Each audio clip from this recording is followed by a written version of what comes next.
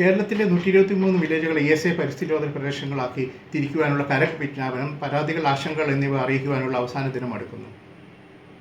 പ്രസ്തുത കരട് വിജ്ഞാപനത്തിനെ സംബന്ധിച്ചുള്ള ആക്ഷേപം അറിയിക്കേണ്ട ദിവസങ്ങളാണത്. അവസാന തീയതി സെപ്റ്റംബർ 28 പരാതി അയക്കുന്നതിന് വേണ്ടി വീഡിയോയ്ക്ക് താഴെ കാണുന്ന ലിങ്കിൽ ക്ലിക്ക് ചെയ്യുക. പരാതികൾ, നിർദ്ദേശങ്ങൾ എന്നിവ വായിച്ച് നിങ്ങൾക്ക് ഏറ്റവും ബാധകമാവുന്നവ അയക്കുക.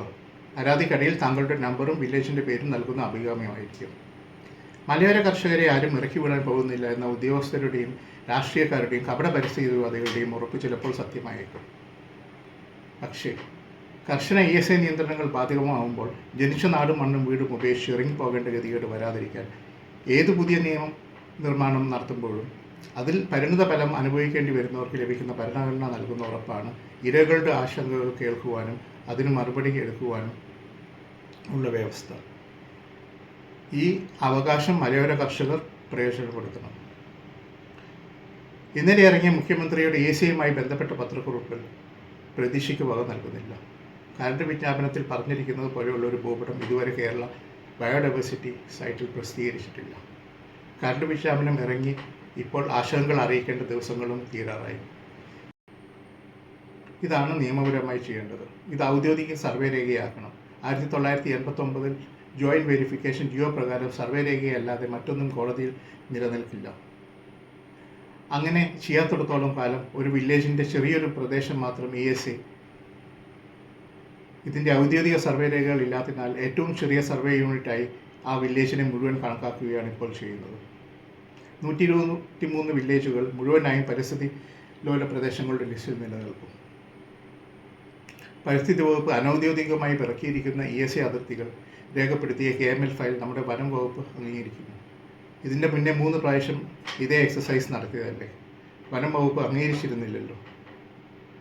അവരെ സംബന്ധിച്ചോളം ഉള്ള പ്രശ്നം, ഈ രീതിയിൽ വനാതിർത്തികൾ തിട്ടപ്പെടുത്തി കഴിഞ്ഞാൽ കേരളത്തിൽ ഇന്ന് വനം വകുപ്പ് അവകാശപ്പെടുന്നതിൻ്റെ പകുതി വിസ്തൃതി പോലും വനമില്ല എന്ന് പുറത്തു വരും.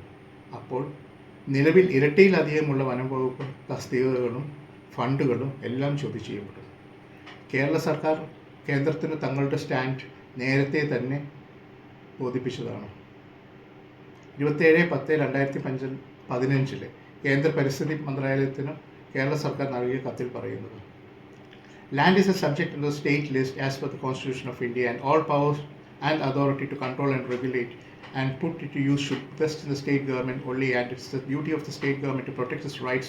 So the state government cannot surrender its own authority and place the control or regulation of more of our land area under the central government. Indian ഭരണഘടന പ്രകാരം ഭൂമി സംസ്ഥാന കീഴിലുള്ള വിഷയമാണ്. അത് നിയന്ത്രിക്കാനും ഉപയോഗപ്പെടുത്താനുമുള്ള എല്ലാ അധികാരങ്ങളും സംസ്ഥാന സർക്കാരുകൾ മാത്രമേ നിശ്ചിതമാക്കൂ.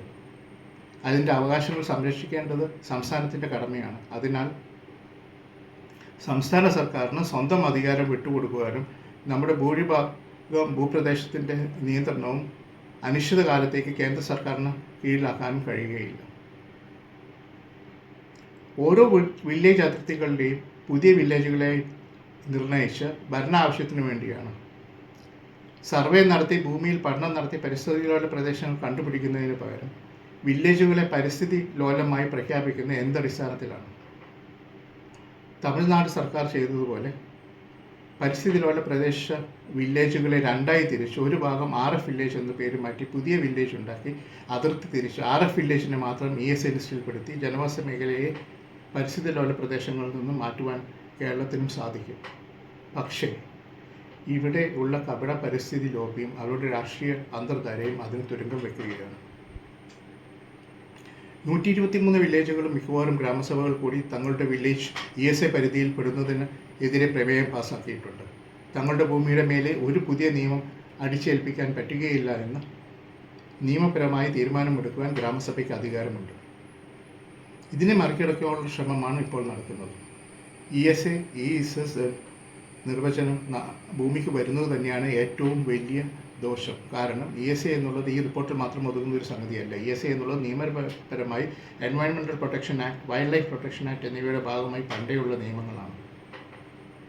അതിൻ്റെ നിയമവശങ്ങൾക്ക് അടുത്തതാണ്. പരിപൂർണ ESA പ്രഖ്യാപനം ഉണ്ടാകുമ്പോൾ അന്തിമ വിജ്ഞാപനം മാത്രമല്ല, കൂടുതൽ മാരകമായ ESSകൾ പണ്ടേയുള്ള ESA നിയമങ്ങളുടെ അടിസ്ഥാനത്തിൽ നിലവിൽ വരും.